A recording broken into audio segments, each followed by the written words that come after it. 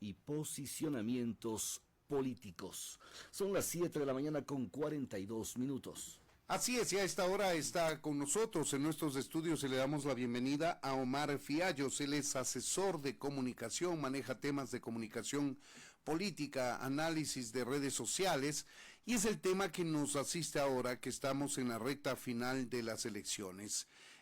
Prácticamente y oficialmente solo hasta el día de mañana será posible proselitismo político, porque a partir del viernes entramos en silencio electoral ya con miras a las elecciones del día domingo. Vamos a hacer un análisis así muy rápido, muy importante, por cierto, del uso de las redes sociales, los mensajes de los diferentes candidatos, las tendencias que ha habido en esta comunicación digital.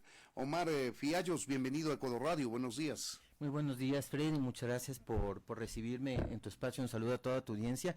Efectivamente, desde hace ya mucho tiempo que las tecnologías de la información y el conocimiento empezaron a llegar, y realmente yo en un principio decía que venía como una ola, pero realmente resultó un tsunami, y un tsunami sumamente grande. Ha desplazado ciertas formas tradicionales de hacer gestión política y de hacer campañas electorales. Yo en lo personal tengo un artículo justamente que habla sobre las nuevas campañas del siglo XXI y justamente se habla de nuevos conceptos como el periodismo ciudadano, en el cual el usuario, que se le llama ahora, empieza a gestionar sus propios contenidos, empieza a hacer ya una contrabalanza contra los medios tradicionales. Ya los medios tradicionales ya no tienen la opinión pública final.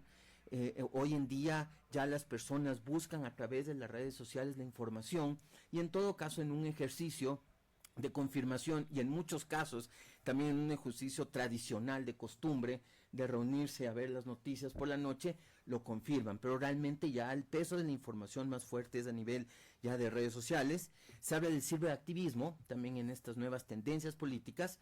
Ya no se requiere tener masas de personas como en las calles como antes se las tenía. Ahora ya a través de los líderes de opinión, a través de estas redes, por su propio nombre, redes sociales, es un generador de opinión pública que lleva a uno de sus influencers, y este lo lleva a otro, empieza a generar redes que empieza justamente a tener un grupo de personas que tienen una misma forma de pensar, mismos intereses, y van por un mismo camino. Obviamente tenemos aún un problema de brecha digital en el país, pero eso no ha impedido que los candidatos utilicen las redes sociales. Ahora, lo que yo siempre he identificado es que cada red social tiene su personalidad. Cada red social tiene su personalidad. Facebook es una red social en el cual uno puede explayarse más en lo que es campañas políticas, por ejemplo, en sus programas de gobierno, explicarlos mucho más detenidamente. Instagram puede ser un espacio para mostrar sus diferentes meetings. No estoy diciendo que ya no es importante acercarse a la gente, pero Instagram puede ser esa plataforma para enseñar. Twitter definitivamente es una herramienta de opinión para sus opiniones, cosas muy concretas. Y TikTok yo realmente es una herramienta que yo le tengo mucho recelo, porque los trends en TikTok tienen que ir de la mano con la personalidad del candidato y con el mensaje. Por eso en ocasiones en esta red social vemos muchas cosas contradictorias, vemos mensajes que muchas veces caen en memes o caen en ridículos y que son contraproducentes para el candidato. Pero lo más importante, yo considero, fuera de cada una de las redes y esta realidad ya del manejo de redes sociales, es el mensaje. Y eso es un tema que muchos candidatos, yo considero que aún, o muchos asesores o candidatos no lo entienden, o simplemente quieren manejar un tema cotidiano, pero el mensaje tiene que ser muy claro. Acá claro, no es cuestión de aparecer ahí en un video y decir 4 cosas, cualquiera que éstas sean, que se piense desde el criterio del candidato o de quien le ayude en comunicación, que eso va a tener efecto. No es solamente así, hay que considerar una serie de factores que hacen que un mensaje sea potente y llegue al público que está apuntando y tenga efecto y transformación en voto, que es lo que buscan los candidatos. Efectivamente, siempre se habla de mensajes claves, siempre se habla de establecer mensajes que puedan llegar a la ciudadanía. 5 o 6 mensajes siempre preparados con una imagen, como digo, que vaya acorde con el candidato. No puede hacerle al candidato ir más allá de lo que es su personalidad. Es decir, si usted Freddy es serio y yo quiero que usted se muestre un poco más, no sé, alegre con la gente o viceversa, ya se va a ver forzado y ese mensaje ya no va a ser sincero. Otro tema del mensaje que yo quería mencionar, y especialmente en campaña, y en especial en la situación política que nos hemos encontrado en los últimos años, en las cuales ya conocemos el diagnóstico, los candidatos se basan mucho en el diagnóstico. Tenemos problemas de inseguridad, ya sabemos que tenemos problemas de inseguridad. Nos dicen el cómo. ¿Cómo vamos a resolver? Exacto. O cómo plantean ellos resolver, y ahí está el quid del asunto. Ahí está el quid del asunto, porque si la gente, los candidatos empiecen a encontrar el cómo lo van a hacer, ese cómo puede ser un paso definitorio para una decisión electoral o no. Claro, lamentablemente muchos candidatos no han desarrollado ni siquiera la respuesta al problema, se han conformado con pasar revista al diagnóstico que en la práctica todos los ecuatorianos conocemos, y ahí el aporte es cero de cada candidato, porque el diagnóstico, quizá con sobra de experiencias, lo han vivido más los ciudadanos que el propio candidato. Exacto, y lamentablemente nos encontramos en que el factor decisorio en la intención del voto no se basa en el mensaje, no se basa ni siquiera en la imagen, se basa en un pequeño conflicto. Es decir, por ejemplo, en los debates presidenciales, ya que ya se ha hablado en todos los medios de comunicación que fue un formato caduco, aburrido, largo, que nadie logró tener una respuesta a ese debate. Pero ¿por qué la candidata Andrea González subió como espuma? Subió como espuma porque enfrentó a la candidata del correísmo, a Luisa González. Me explico. Por ejemplo, ahorita también igual la candidata Luisa González acaba de tener un tropiezo sumamente grande con, todos sabemos, no sé si lo puedo mencionar, con una cadena internacional de noticias muy importante. Claro que sí, con CNN. Con CNN, así es. tuvo un tropiezo muy grande por no tener una posición oficial como país frente a Venezuela. O una estrategia de comunicación, realmente fue una estrategia de comunicación de Daniel Noboa en invitar al presidente electo de Venezuela, Edmundo González, a un almuerzo, invitar a las autoridades locales de Quito, Guayaquil y provinciales Guayas y Pichincha, y no fueron. O sea, en ese sentido se crean estas estrategias que despuntan o bajan la intención de voto. Pero son más estrategias de comunicación que algunas van tropezadas, claro algunas que sí. van a la par, pero no va el mensaje que, Omar, que la gente quiere. Hablemos un poco de los mensajes que han calado, digamos, en el espectro digital y que han sido emitidos por diferentes candidatos. Tú ya decías, si es que el candidato es serio y aparece jocoso, pues está impostando, o al revés. Pero sí ha habido evidencia de una transformación de la personalidad de algunos candidatos, que quizá eso ha hecho que no cale en los electores. Sí, el tema, y yo siempre me voy a un poco a mantener ahí, es un tema de darle seriedad a la campaña electoral, de darle seriedad a esta campaña electoral.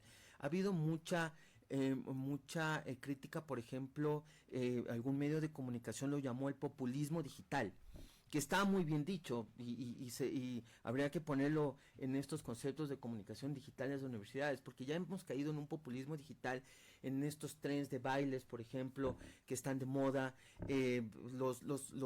las locuciones en off, que a veces presentan la misma herramienta para poder dar algún tema de drama, algún tema que está en la sociedad. Por ejemplo, yo he notado que la candidata González habla mucho de su vida, de su infancia, de sus pueblos. Por ejemplo, el candidato Noboa es un candidato mucho más serio, mucho más callado, un candidato que más es simbólico, trata de mostrarse más como simbólico, tal vez una persona que ha tomado más decisiones, y eso a lo mejor a la gente le gusta. Ese tema del cartón, ya de andar con la figura de cartón del presidente, en un momento funcionó, yo creo que ahorita ya no funcionó. Hay candidatos que lo están siguiendo, por ejemplo, Lucio Gutiérrez lo está haciendo. En el caso del candidato Gutiérrez, por eso digo, tiene que ir con la personalidad.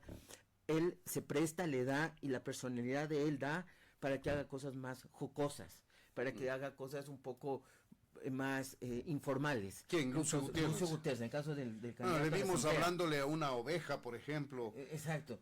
Entonces, tiene que haber realmente una profundidad en el mensaje. No es cuestión de poner la grabadora y ya, o el video, o el TikTok. Tenemos que ver una profundidad, un mensaje, un objetivo en el mensaje.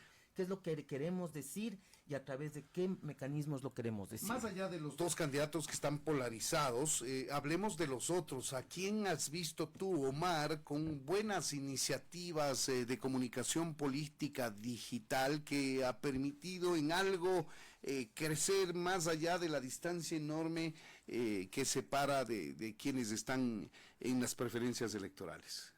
Yo he visto algunos temas en redes sociales muy interesantes. Por ejemplo, le vi recién a Henry Kronfle en un formato de promesa que no va a ocurrir el piponismo en el Estado si él llegase a ser presidente.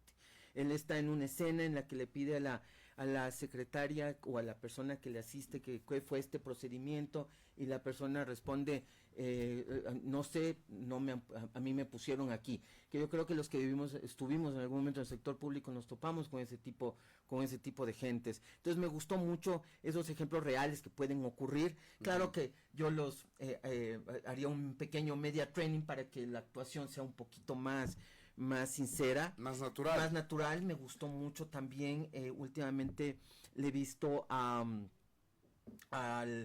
candidato, perdón, se me fue ahorita el nombre, Felipe Tillería. Yo le he visto que está haciendo mucho contenido político en el sentido de que está dando conceptos y se está enfocando mucho en la campaña, de lo que ocurrió en la campaña. Entonces está como abriendo ese espacio que no dio los mismos debates para poder plantear más su opinión.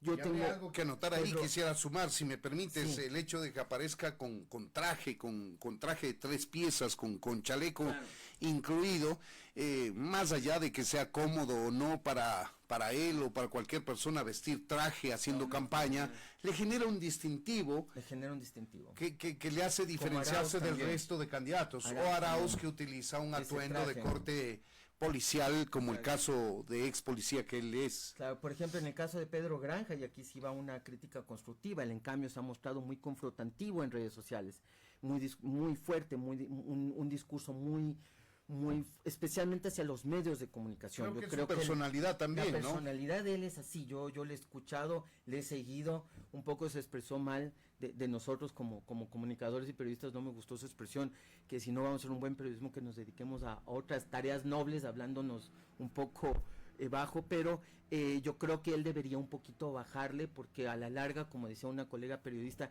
no queremos un presidente que luego tenga conflictos tanto internos como externos, como lo que, por ejemplo, está pasando en Colombia, lo que pasó Petro con Estados Unidos. Un tema emocional dañó en 2 minutos lo que hablamos ahorita, las nuevas tendencias políticas. Claro. Por Twitter se dañó todo un tratado de libre comercio y unas relaciones bilaterales en menos de 5 minutos. Y el tema de Henry Cucalón con la candidata Larrea, me gustan mucho los mensajes que ellos mandan porque son muy lúdicos. Yo he visto que muestran mucha fotografía, muestran mucha explicación, viendo a la cara ya, sin trend, sin locución en off. Entonces algo que me parece más lúdico y natural. De acuerdo, has destacado algunas piezas de comunicación política, digital, pero la pregunta es ¿por qué no calan? ¿Por qué esa correspondencia, esa receptividad que puede tener en redes sociales ese mensaje, porque está bien enfocado, bien elaborado, no decanta necesariamente en preferencia, en intención de voto, y luego pues lo que desean los políticos es que esa intención de voto se convierta en voto finalmente? La intención de voto es lo que han medido las encuestas cuando se podían difundir, y no se ha podido evidenciar que estos mensajes que tú estás destacando ahora se traduzcan en intención de voto. Es muy importante lo que tú dices, Freddy. Aquí hay tres factores importantísimos. Primero, lo que ya se ha hablado siempre, la cantidad de candidatos que tenemos. 16 candidatos que prácticamente lo que han hecho es fragmentar el voto. Ya desde un principio ha habido 2 candidatos fuertes. Ahorita ya Andrea González posiblemente entra en tercero y el otro fragmenta. Es decir, yo no creo que los candidatos que están abajo de Andrea González, o que están bajo del 6% de ahí para abajo, no tengan sus seguidores. Tienen sus seguidores. El tema es que obviamente no alcanzan los números para que ellos puedan tener tendencia o para que ellos puedan subir. Eso en primer lugar. Entonces, yo creo que ahí se requiere una reforma, como hablaban en algún momento, una reforma profunda al Código de la Democracia, a todos los instrumentos legales, para que en algún momento nosotros podamos ser bipartidistas, tener como en Estados Unidos un sistema bipartidista que te permita escoger entre 2 partidos o máximo 3 tendencias, porque si no esto es, y hay un principio fundamental, mucha información causa desinformación. Seguro. Entonces, si tú tienes 16 candidatos, por más que tengas una buena campaña, tu mensaje no va a llegar. En segundo lugar, tenemos, ya un tema realmente de pautaje, o sea, de pautaje en redes sociales es fundamental. Yo siempre he dicho como asesor, el orgánico no sirve, y el pautaje y la estrategia, como tú la ventaja de las redes sociales es que te permite geolocalizar tu pauta, o sea, te permite decir, quiero llegar a tal aquí edad, yo quisiera un poquito tal edad. contextualizar para mejor comprensión de los amigos que nos escuchan, porque estamos utilizando términos técnicos. El orgánico no funciona, dice Omar, y se refiere fundamentalmente a las personas que por iniciativa propia interactúan y es una comunicación natural, digamos, sin que medie la difusión pagada del mensaje para que llegue a más personas. Es decir, lo orgánico es lo que es real y llega a sus seguidores, a sus amigos y a los amigos de los amigos. Pero cuando hay pauta, esto se refiere a la contratación de publicidad para que se amplíe el espectro de las personas a las que quiere que llegue ese mensaje. Entonces hay que pagar, dices tú, necesariamente para tener eficacia. Sí, y como siempre se ha dicho, no es, lamentablemente me toca comparar, en redes sociales no es como se ha manejado tradicionalmente en los medios tradicionales. En lo que es redes sociales es mucho más accesible y se lo puede direccionar de mejor manera. Obviamente hay que dirigirlo bien y también usar bien ese dinero y distribuirlo en las otras estrategias de comunicación, ATL, BTL, tradicionales, activaciones, todo es importante en una campaña. Y finalmente, para complementar lo que tú dices, Freddy, hay algo muy importante, el tema de las encuestas. También este es un tema que en comunicación digital se está ya cuestionando ya hace mucho tiempo, la credibilidad de las encuestas. Primero, obviamente, hay mucha duda de ciertas encuestas, quién las manda a hacer o quién las paga, etcétera, la eficacia de las encuestas, pero sobre todo ya en comunicación digital y a nivel político, internacional y nacional, en algunas ocasiones ya esas encuestas ha habido errores que obviamente ha causado polémica en el país. Ahorita la estadística está en las redes sociales, en el monitoreo. El monitoreo es fundamental para ver cómo está un candidato manejándose en las redes sociales, cuál es la presencia, y hacer un trabajo de analítica profundo, que eso ya corresponde a los nuevos asesores de comunicación y a los candidatos para que puedan identificar mejor su mensaje. Claro que sí, y aquí para cerrar y a manera de comentario, claro, el tema de la credibilidad y la responsabilidad es fundamental. Por eso los medios tradicionales, este es un medio tradicional, nos asentamos, nos sustentamos en la credibilidad, ese es nuestro sello, y seguramente a pesar de esta ola o tsunami, como tú calificaste a las redes sociales, los medios tradicionales estamos de pie y estamos aquí elevando nuestra voz con una suerte de blindaje de seriedad, de veracidad, que le entrega confianza a las personas que lo siguen, y eso es lo fundamental en comunicación, y muchos sectores no visualizan esto. Hay mucha basura, perdón que utilice este nombre, este término, en redes sociales, y hay que esparcir la basura para encontrar lo que realmente funciona, sirve, es veraz en redes sociales. En los medios de comunicación tradicionales no ocurre eso. Aquí hay principios de responsabilidad, de veracidad y un ánimo que nos impulsa a cada uno de nosotros de construir el país, por supuesto. Claro, y si me das para complementar lo tuyo. Muy rápido, porque ya nos pasamos. Tenemos credibilidad, como tú dices, pero también trayectoria. tenemos muchos influencers, Por supuesto. tenemos muchas gentes que crean influencia en la gente a través de sus temas en redes sociales, pero yo creo que la trayectoria de usted y la trayectoria de muchos periodistas es lo que hace el canal de la confirmación de una noticia que está volando, que puede ser fake news o no puede ser fake news. El Entonces, activo más valioso del periodista y del medio de comunicación es sin duda la credibilidad, la trayectoria, la seriedad. Y en eso nos apoyamos y lo usamos como una virtud volcada a la comunicación. Muchas gracias a Omar Fiallos. Él es asesor de comunicación, nos ha dado algunos elementos para analizar esta campaña electoral que ha tenido como característica el uso masivo de las redes sociales. 8 de la mañana con 3 minutos. Esto es Ecuador Radio, primera